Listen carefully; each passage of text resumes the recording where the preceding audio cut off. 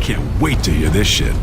I'll get the popcorn. The beginning of the story is essentially the civilization's collapse, the planet is self-destructing, and the Prescott's disappeared, so there's no coalition anymore, and so they've taken to this Raven's Nest aircraft carrier, and they've gone out to sea to sort of stay away from the land of infection, and so the Gears are together, those are the people they trust, and they're banding together to try to live out the rest of their days. One of the big challenges for us in terms of writing the story was really the fact that it's 4-player co-op, and trying to write a story where there's always 4 characters present in every scene is really difficult. Basically, no one goes to the bathroom, no one can do anything alone, essentially, and so you have to find all the sort of opportunities to have 4 characters and have a reason for all 4 characters to exist in a meaningful way.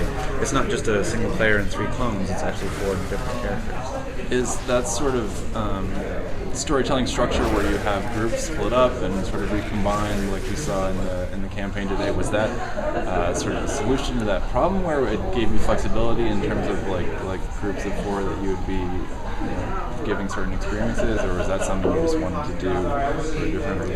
Well, part of it was that we wanted you to play. We've always wanted to have interest in having you play as Coltrane and Baird and that kind of stuff, to not be in a squad with Marcus and Dom, and we've never really had a mechanic for that before. And so this allowed us, by doing this sort of time rewind where you can sort of start off a different mission, if you will, at the same time, and they sort of meet at the end where they take on the Leviathan. But it was really about Cole going to his hometown and getting to go back to being a thrash ball star back, to where Hanover. And so we wanted you to experience that as Cole and not just watch Cole go through it. And so that was a big reason for that sort of division. Plus, at the end of the day, it allowed us to do 2 different sets of 4. A little bit. There's more stuff. It's kind of a running theme is this "you can't go home" sort of experience. And so Hoffman's gone back to Anvil Gate, where it's just the place of his most famous battle. Sam is from Anvil Gate, so there's that kind of homecoming there. There's Marcus trying to figure out what's going on with his father, and there's lots of that going throughout the story. Yeah, I think, but it's kind of a spoiler to talk about. So yes, I think there's some uniqueness there in terms of what we're doing in that particular space, but it's just that idea of we wanted to have. The big thing for us is that it's not a mission. It's not Delta Squad on a mission that they've been ordered to do. This is about people who don't have that structure, who are just really focused on, hey, this is some way that we're going to help a friend, like Marcus and his friends, as opposed to the squad. And so that story is that journey is a personal journey. It's not a mission that you've been given. Wow, the biggest difference. Yeah, there's a ton of gameplay differences in terms of 2-player co-op to 4-player co-op. The fact that you went from Gears 2 is a little bit more, when you're dealing with the inside of a giant worm or you're dealing with caves, they tend to be a little bit more linear. And now with 4-player co-op, we've really blown out the experiences to what we call these combat walls. And so you have to have enough cover for 4 people, and you have to have all these flanking opportunities. So it harkens back more to the Gears War 1 experience, where you're having these battles, that sort of more emergent battles where you get to decide the gameplay. And we're just continuing to take the story deeper and deeper. Gears 1, we started at one level, and then with each iteration, we tend to try to go even more deeper into our storytelling and have more of it and get more character depth from it. The big would be multiplayer. We had that.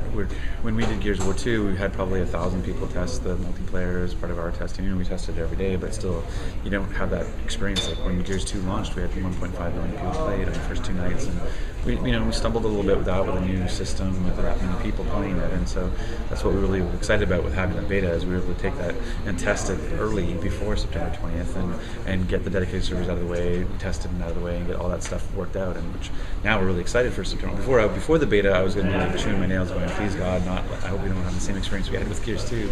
And now it's like, oh, we've been through that. We know it works. It's going to be exciting. Yeah, I feel like we know what our core loop is. We know what our core combat is, and I think each time we play, or each time we build a game, we do that. We tighten up the cover. What does cover mean? And the cover movements, and things like the mantle kick is a new feature for cover, stuff like that. And we look at stuff that we didn't have, like sharing ammo and trading weapons, and just making the co-op even stronger. So it's taking the stuff we know and then sort of layering newness on it, whether it be a new enemy, new weapons, new abilities, but still being true to what is a Gears shooter. Well, I don't know. Every time, I'm not the technical guy, so I always get in trouble with these types of questions. And I think I made a mistake on Gears 1 of saying something like that, and then realizing, when you look at where we are now from Gears 1 to Gears 3, it's hard to say when you've hit the ceiling of anything anymore. It's just better code and better algorithms and more efficient use and being able to really tap the hardware. So I don't know where the ceiling is, but I'm just excited the fact fact that we're able to, even our whole franchise is living on one platform right now, and we've been able to kind of move that needle further and further with each iteration. Well, I mean, not really. I mean, we always knew we wanted to conclude the story. We didn't want to have a cliffhanger like, oh, I've been duped into some other thing, right? So it's just been a balance between how much conclusion do we give so people feel satisfied with the story versus we don't want to get rid of the mystique of the franchise. You don't want to explain where the monster comes from, because if you explain where the monster comes from, then people are less interested. So that's what's been the real trick, is like, okay, let's give a sense of closure, but don't let's close it so much that people never want to revisit. Well, it's a lot of, I mean, there's the hat being an Easter egg. I mean, that's one of the things that we really focus on is Easter eggs. We feel like that's something that helps the game live on after it's done. Is like people like go back and find these new things and go looking for them, exploring them. So this is the most Easter egg rich game that we've ever had, for sure. But I think there's the arcade mode on top of the campaign, so that you can go back and play competitively for score. So making that sandbox feel gives that replayability. The fact that the way that we've taken co-op and moved it up a notch from what it's been in the past. So it's not just duration, but it's just the quality of the experience. And the fact that we've had the extension from April to September means we've just pushed all the polish into it as well. I suggested the hardcore for you guys is that if you're familiar with the game, you should be playing on hardcore, because casual, normal are really balanced towards those types of players. I mean, casual is really casual and provide an auto aim assist, and you really have to work to die and that kind of stuff. It's really meant for the casual player. And so whereas if you're used to a cover-based shooter, then hardcore is the way to. You want to have that challenge. You want to fail occasionally because you feel like you're being challenged and you're progressing, right? So where does that leave normal then? I mean, normal is still on the easier side. That's why I didn't want you guys. Like I said, if you've played Gears 1 and Gears 2, you shouldn't be firing up on normal. You should, because you literally, if you finished 1 and 2, you're a hardcore player whether you want to admit it or not. So it's really finding that. Basically for me, normal is kind of like casual without the aim assist. It's this idea of, okay, I've played shooters and I'm pretty decent, but I'm still not hardcore. Biggest risk, it's just every time you do it is sometimes you get mixed results. Some people there's the fans who love Gears, and there's people who don't like it very much for whatever reason. And so, we look at it as saying, okay, there's people that are out there that respect it, but maybe haven't played it yet.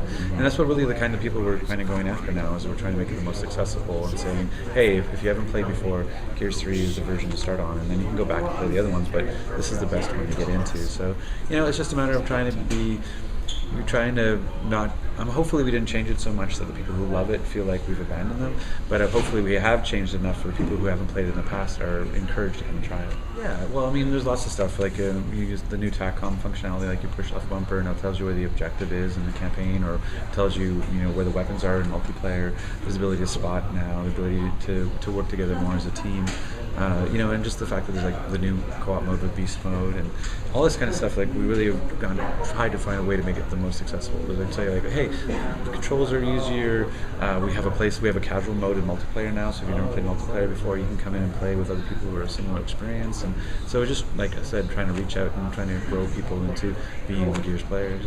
Yeah, well, I mean, the world's changed quite a bit, right? It's now a post-apocalyptic world. It's not the kind of like, okay, we're just taking orders from our commander, and so we really wanted to focus on. We tried to push some of the storytelling into the world. I don't think we're not 100% like cinematic free by any means. We have lots of cinematics in the game, but we definitely wanted you to feel like, okay, I'm going to walk around the Raven's Nest and wow, they're growing crops, and oh look, there's life on the ship, and this is a small city. It's not just a ship. And same thing with the stranded community. Is you get to see what life is like there, and what they're going through, and you get to encounter them and have these interactions where you realize.